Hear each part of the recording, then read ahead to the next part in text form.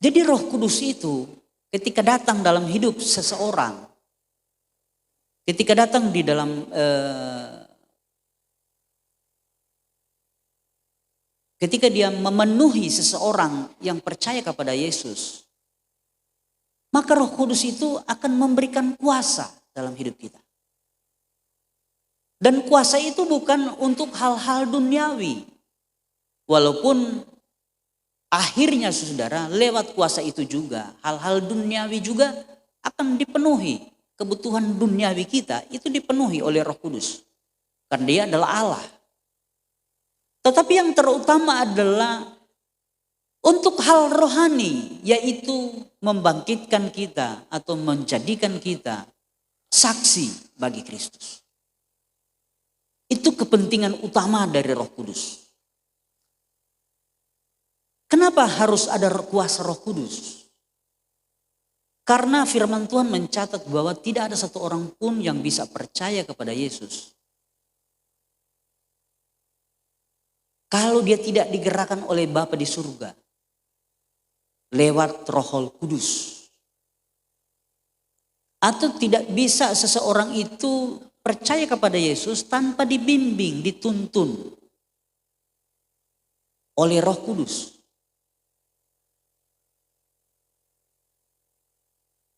Jadi kalau kita tanpa kuasa Roh Kudus, kita tidak bisa menjadi saksi. Karena kita tidak punya kuasa untuk mengubah orang datang kepada Tuhan, dipimpin oleh Tuhan. Itu sebabnya sekali lagi penting sekali setiap pribadi harus menerima Roh Kudus dalam hidupnya. Kalau tidak, engkau tidak bisa jadi saksi. Engkau tidak bisa jadi contoh, engkau tidak bisa jadi teladan untuk membawa orang-orang masuk ke dalam kerajaan surga. Tidak bisa. Tidak bisa jadi teladan. Tidak bisa jadi contoh. Kita perlu Roh Kudus. Itu sebabnya saudara, rasul-rasul di gereja mula-mula mereka selalu memperjuangkan orang-orang yang percaya kepada Tuhan itu harus penuh dengan Roh Kudus. Jadi gereja mula-mula itu memperjuangkan umat Tuhan yang percaya kepada Yesus itu untuk penuh dengan Roh Kudus. Itu gereja mula-mula. Sejak pencurahan kuasa Roh Kudus ya di Yerusalem, itu mereka terus berjuang ya untuk membuat orang-orang yang percaya kepada Tuhan itu penuh dengan Roh Kudus. Termasuk Petrus ketika berkhotbah saat mereka penuh dengan Roh Kudus. Ini orang-orang penuh Roh Kudus itu jadi tidak seperti kebanyakan manusia yang normal. Itu orang kalau penuh dengan Roh Kudus. Karena memang orang penuh dengan Roh Kudus kalau saudara baca Alkitab itu seperti orang mabuk. Sama dengan orang mabuk. Saya ingat dulu gereja Pentakosta ya. Waktu baru mulai ada di daerah Talaut saudara. Itu mereka tidak tahu dengan tentang manifestasi Roh Kudus. Ketika orang GPDI beribadah, banyak sekali orang bauni. Karena orang rasa aneh. Kenapa orang beribadah? Orang kan biasa tenang, menyanyi. Ku ada sebagai mana ku ada. Kan kalem begitu biasanya ya. Yang gereja-gereja yang Injili dan itu. Tetapi ketika datang orang Pentakosta itu berbeda. Capuk tangan, angkat tangan, loncat sana, loncat sini. Ketawa-ketawa, menangis. Seperti orang mabuk. Sudah. Nah manifestasi itu sebenarnya bukan sesuatu yang baru. 2000 tahun lalu sudah terjadi ketika murid-murid Kristus. 120 orang itu penuh dengan Roh Kudus. Mereka seperti orang mabuk. Sehingga ada orang yang menyindir. Mereka ini sudah mabuk dengan air anggur manis. Saudara baca di Kisah Rasul pasal 2 ya. Orang ngejek sudah. So mabuk orang. Sebagai cak tikus tuh pagi-pagi. Tapi itu memuji Tuhan sebagai orang mabuk. Gitu ya. Tetapi di saat itu Petrus langsung berdiri dan berkhotbah. Petrus bilang begini, mereka ini bukan mabuk. Ini yang dikatakan oleh Nabi Yoel. Bahwa hari-hari terakhir Tuhan akan mencurahkan rohnya kepada semua orang. Sehingga anak-anak muda akan bernubuat. Orang-orang tua akan mendapat mimpi dan seterusnya dan seterusnya. Dan di tengah-tengah khotbah itu, Petrus tidak titik menjelaskan tentang fenomena yang terjadi. Tetapi Petrus punya keinginan agar supaya semua yang mendengar khotbahnya dan percaya kepada Yesus itu juga penuh dengan Roh Kudus. Itu sebabnya kita akan baca ayat-ayatnya ya. Sebelum saya lanjut, kita akan baca dulu ayatnya di dalam Kisah Rasul pasal 2. Kita akan membaca ayat 36 sampai ayatnya yang ke-39. Sekali lagi Kisah Rasul pasal 2 ayat 36 sampai 39. Saya rindu kita akan bacakan bergantian ayat-ayat ini. Saya akan membaca ayat 36. Bapak Ibu Saudara sekalian membaca ayat 37. Dan kita bergantian sampai ayatnya yang ke-39. Ya, sekali lagi Kisah Rasul pasal 2 ayat 36 mulai saya akan bacakan berbunyi demikian. Jadi seluruh kaum Israel harus tahu dengan pasti bahwa Allah telah membuat Yesus yang kamu selipkan itu menjadi Tuhan dan Kristus.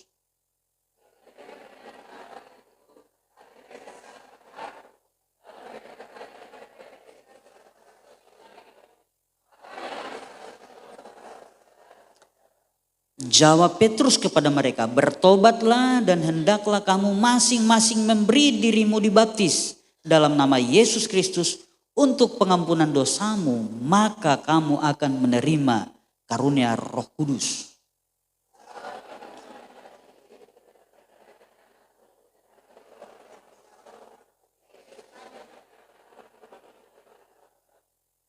Puji Tuhan, silakan duduk Bapak Ibu sekalian.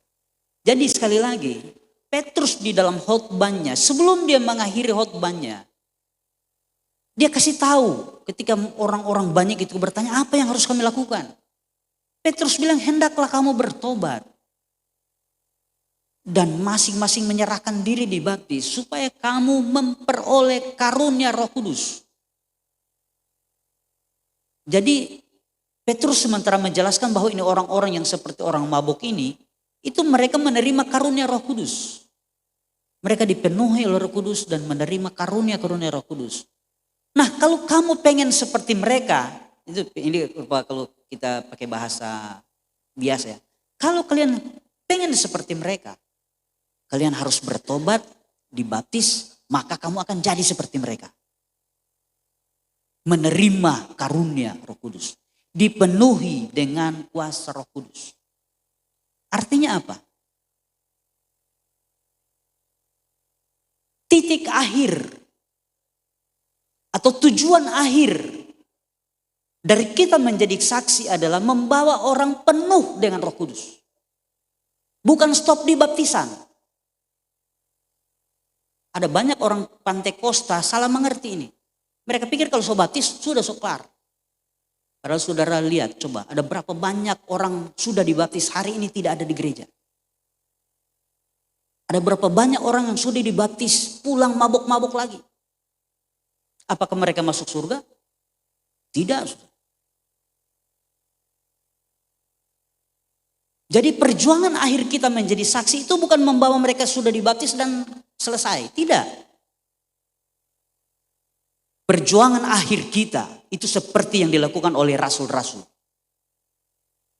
Harus membawa mereka sampai penuh dengan Roh Kudus. Harus memperjuangkan mereka sampai dipimpin oleh Roh Kudus. Menerima karunia-karunia Roh Kudus itu adalah perjuangan akhir kita untuk menjadi saksi. Tujuan perjuangan, tujuan akhir dari perjuangan kita menjadi saksi adalah membawa orang-orang penuh dengan Roh Kudus. Karena yang penuh dengan Roh Kudus saja yang bisa masuk surga. Jadi sekali lagi Bapak Ibu Saudara sekalian, ini seringkali yang saya katakan tadi, ada pemahaman di gereja Pentakosta bahwa kalau so baptis sudah, so selamat. Belum tentu sudah. Seperti saya katakan tadi, ada berapa banyak orang yang sudah dibaptis. Sekarang tidak ada di gereja lagi. Tidak setia. Hidup dalam hidup yang tidak benar.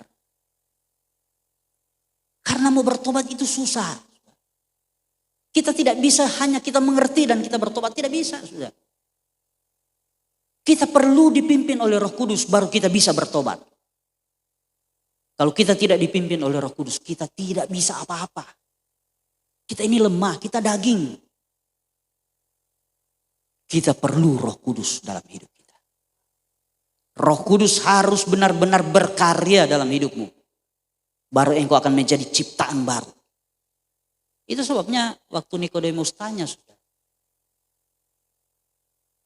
Waktu Yesus bilang engkau harus lahir dari roh, dari air dan roh. Ini tidak bisa dipisahkan. Tidak boleh air saja atau roh saja. Harus air dan roh. Itu berbicara baptisan air dan baptisan roh.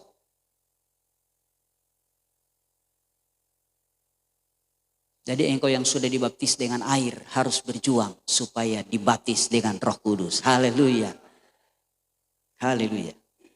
Nah, menerima kuasa Roh Kudus itu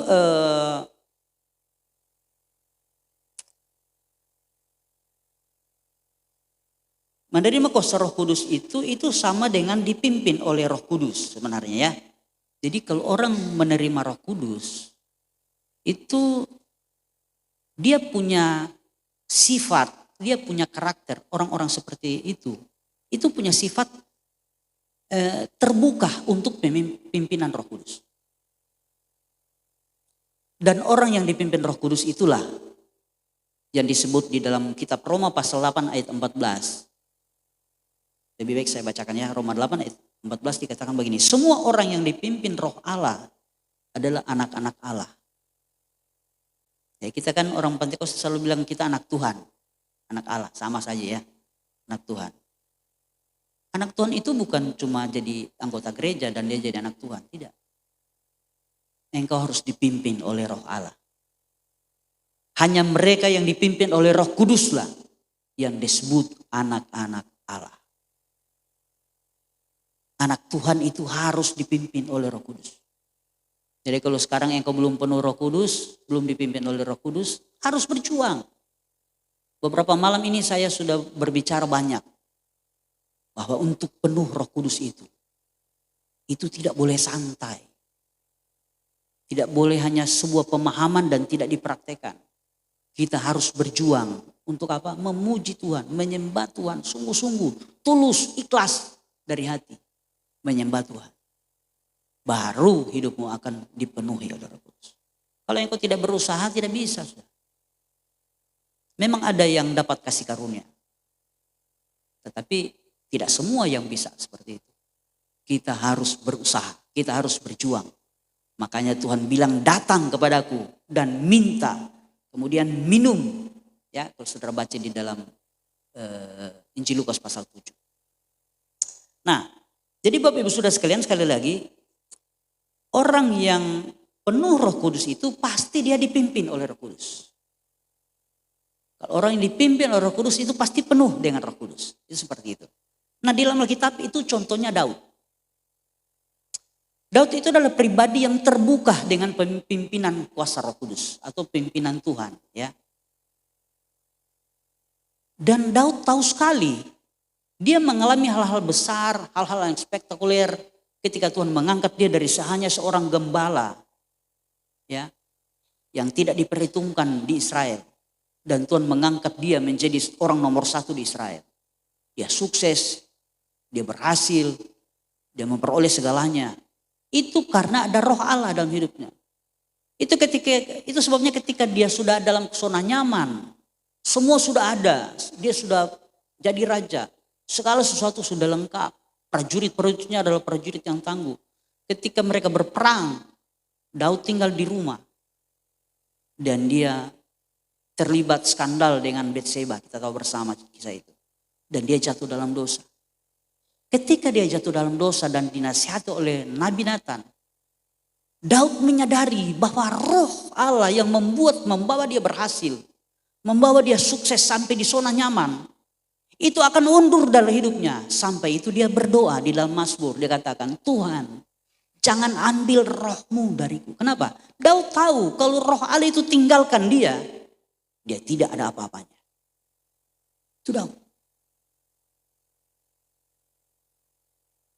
Daud adalah pribadi yang dipimpin oleh Roh Kudus. Kenapa dia dipimpin oleh Roh Kudus? Sebenarnya pada hakikatnya karena respon Daud. Dia adalah pribadi yang suka dipimpin oleh Roh Kudus.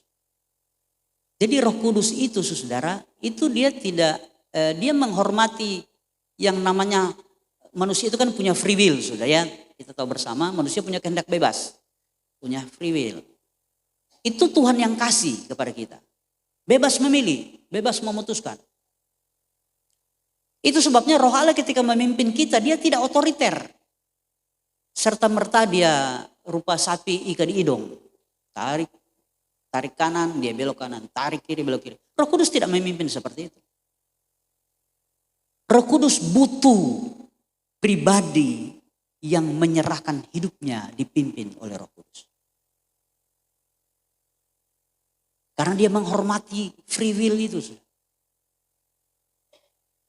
Nah, kenapa Daud menjadi pribadi yang dipimpin oleh Roh Kudus? Karena Daud ini memberi diri. Dia memberi hidupnya dipimpin oleh Roh Kudus.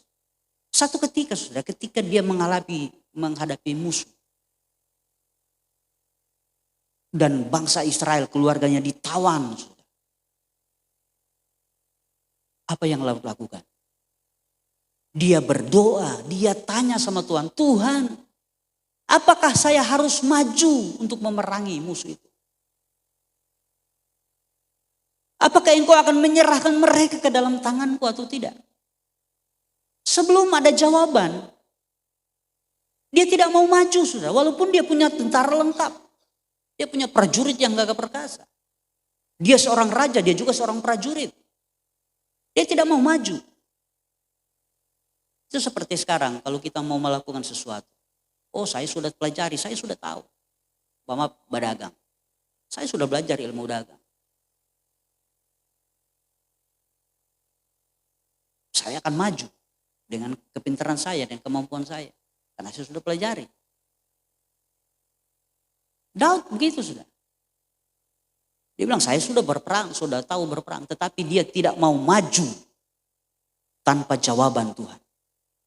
Kenapa? Dia mau dalam setiap langkahnya, apapun yang dikerjakan, harus dipimpin oleh Roh Allah. Harus dipimpin oleh Tuhan. Dia nanti bergerak ketika Tuhan bilang, maju. Saya akan menyerahkan musuhmu ke dalam tangan. Baru dia maju. Itu sebabnya Daud selalu menang. Daud selalu berhasil. Daud selalu sukses. Daud selalu mencapai apa yang ditujunya. Karena dia terbuka di dalam pimpinan kuasa Tuhan. Hidupnya terbuka untuk dipimpin oleh Tuhan. Itu sebabnya anak-anak Tuhan di hari Pentakosta ini. Kita harus belajar Roh Kudus itu dia mau memimpin kita. Tetapi pertanyaannya apakah kita terbuka untuk dipimpin oleh Roh Kudus atau tidak? Atau seringkali kita melupakan Roh Kudus. Kita sudah jalan, nanti terbentur masalah baru kita ingat. Oh iya ada Tuhan. Baru kita mulai berdoa. Jangan sudah. Mari di hari Pentakosta ini kita punya komitmen yang baru. Sebelum kita melangkah, kita menyerahkan semua kepada Tuhan. Kita minta petunjuk kepada Tuhan. Apa yang harus kita lakukan? Karena percayalah Roh Kudus itu suka memimpin. Tetapi dia bukan pemimpin yang otoriter. Dia butuh keterbukaan kita. Apakah kita mau menyerahkan hidup kita dipimpin oleh dia atau tidak? Itu Roh Kudus. Itu sebenarnya sekali lagi di hari Pentakosta ini. Mari kita berjuang untuk menjadi pribadi yang dipimpin oleh Roh Kudus.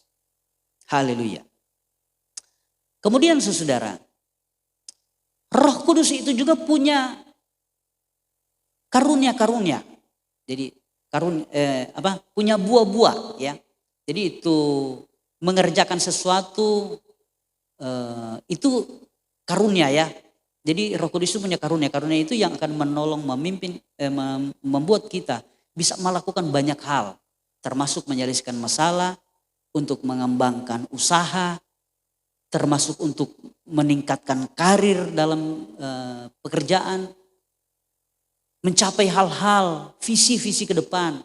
Itu butuh karunia Roh Kudus. Nah, ketika kita dipimpin oleh Roh Kudus akan memberikan karunia-karunia.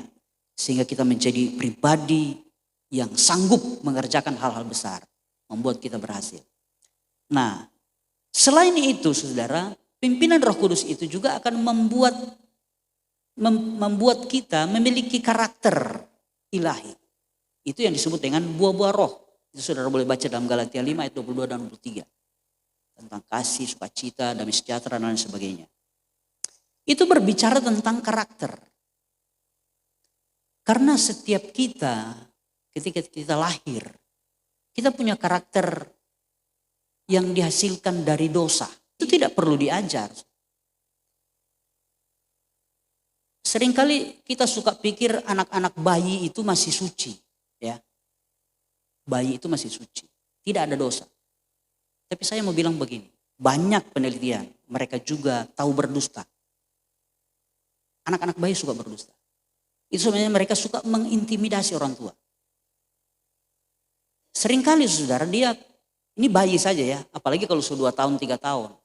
Jangan saudara pikir mereka masih suci. Manusia itu semua dikandung di dalam dosa. Itu sebabnya walau masih kecil, mereka sudah bisa berbuat dosa. Itu sebabnya orang tua harus belajar mendidik anak-anak. Supaya mereka boleh ada di jalan yang benar sesuai firman.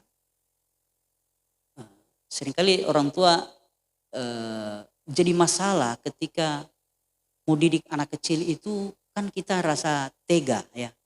Rasa kasihan. Aduh masih kecil masa semua pukul. Saya pernah ajarkan dulu bagaimana mendidik anak-anak di bawah umur 7 tahun.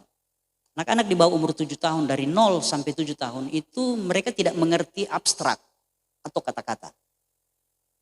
Anak dari 0 sampai 7 tahun itu mereka mengerti sentuhan fisik. Itu menurut ilmu jiwa. Jadi anak dari 0 sampai 7 tahun kalau nakal jangan dinasihati. Jangan deh. Ini boleh, Tuhan marah. Mereka tidak mengerti. Anak dari 0 sampai 7 tahun itu harus sentuhan fisik, harus dipukul. Dan yang luar biasa Tuhan menyediakan tempat pukul yang paling bagus. Itu ini, bokong. Saudara tahu bokong ya? Pukul di situ. Itu biar mau pukul keras. Anak itu tetap aman. Nyanak mau salese. Pukul di situ. Jangan saudara toki di kepala.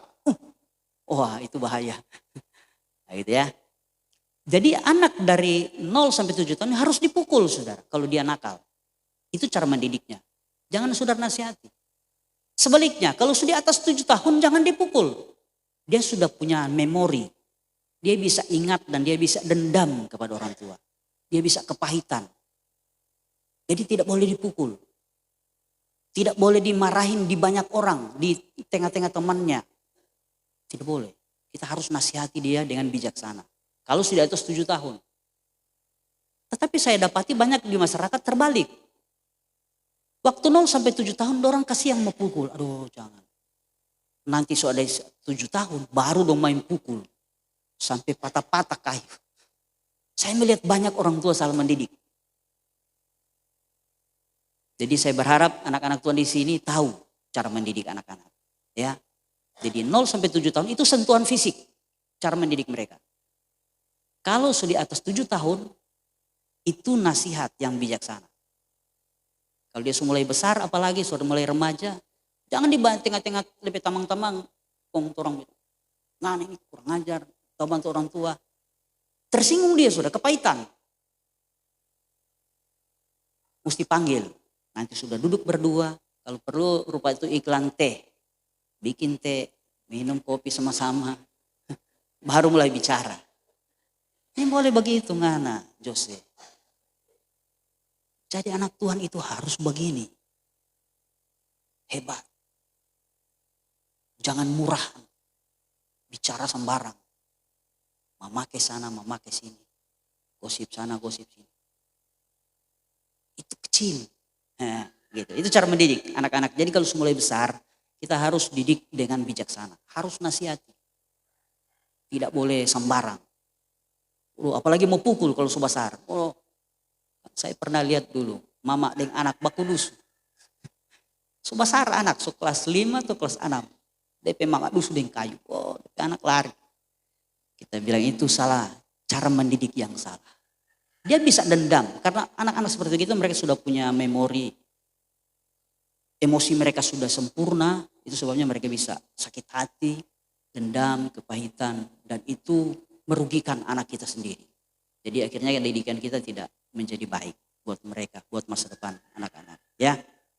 Nah, oke. Kita lanjut lagi. Jadi ketika Roh Kudus memimpin, kita terbuka dengan pimpinan Roh Kudus.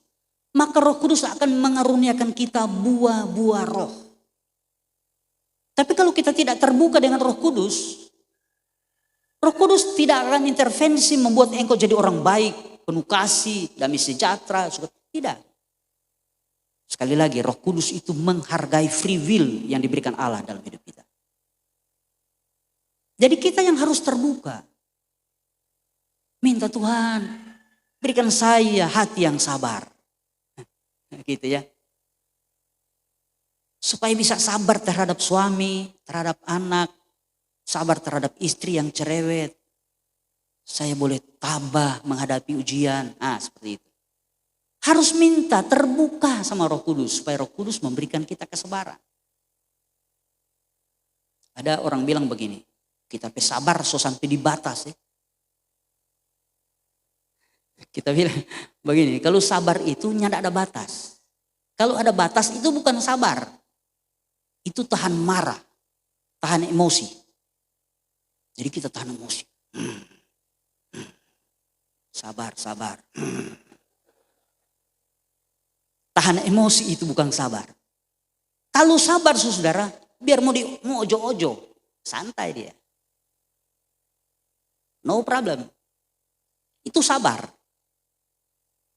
Jadi kalau ada DP batas, saudara dengar juga. Kalau ada yang bilang, batas itu. Berarti dia bukan sabar itu. Dia ada tahan emosi. Nah, buah roh itu bukan tahan emosi. Buah roh itu sabar. Kapan kita jadi sabar? Ketika Roh Kudus memimpin kita. Kalau Roh Kudus tidak memimpin kita, kita tidak bisa jadi sabar. Haleluya. Tidak bisa. Kita ini daging, kita manusia lemah. Cuma Roh Kudus yang bisa membuat kita jadi orang-orang yang sabar. Kasih. Orang kalau penuh kasih itu, hatinya itu apa sih? Mengasihi, ya. Ini boleh dia orang susah, dia suka membantu. Hatinya gampang luluh. Itu kasih. Suka menyayangi orang. Kalau saudara baca di 1 Korintus pasal 13, di sana diceritakan kasih itu tidak cemburu. Masih ada yang jaga baca cemburu sini? Berarti belum ada kasih. Cemburu itu sama dengan begini. Umpamanya ini Bapak Daniel beli motor besar. Kita bilang, aduh masa dia jemaat beli motor besar, kita gembala nyanda. Mesti berusaha, dapat motor besar leh. Itu cemburu sudah. Ya, waktu kita bertamu Pak Om Titus, kita lihat Om Titus ada sofa baru. Masa kita kalah Pak Om Titus? Kita mesti beli sofa baru lebih bagus dari Om Titus punya. Itu cemburu. Orang yang punya kasih tidak seperti itu. Orang yang punya kasih akan bersukacita dengan orang yang bersukacita. Dia akan merasa senang ketika jemaat Tuhan diberkati. Haleluya. Itu kasih. Kapan kita punya kasih? Kalau kita dipimpin oleh Roh Kudus. Kalau nyanda saudara, orang jadi tukang iri saudara. Jadi penuh dengan Roh Kudus itu sesuatu yang penting. Dipimpin oleh Roh Kudus itu sesuatu yang sangat penting. Ya, saya tidak akan menguraikan semuanya tentang buah roh, tetapi saudara bisa tahu ya bahwa semua yang dicatat di dalam Galatia 5 ayat 22 dan 23 itu tidak bisa dilakukan dengan hanya mengerti secara logika. Kita daging, saudara. Kita lemah, kita tidak bisa. Kita bisa kalau kita dipenuhi dan dipimpin oleh Roh Kudus. Itu sebabnya kita harus berjuang menjadi pribadi yang dipenuhi oleh Roh Kudus. Ya. Dan itulah yang saya katakan tadi di awal, bahwa murid-murid Yesus, para rasul itu di gereja mula-mula mereka selalu memperjuangkan supaya semua orang penuh dengan Roh Kudus. Termasuk ketika ada seorang yang bernama Cornelius. Ya, Cornelius ini adalah seorang prajurit. Dia bukan orang Israel, tetapi dia beribadah kepada Tuhan. Itu sebabnya Tuhan mau menyelamatkan dia.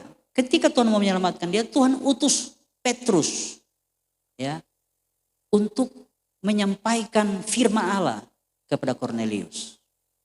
Dan ketika Petrus menyampaikan firman Allah, salah satu yang disampaikan adalah supaya penuh dengan Roh Kudus.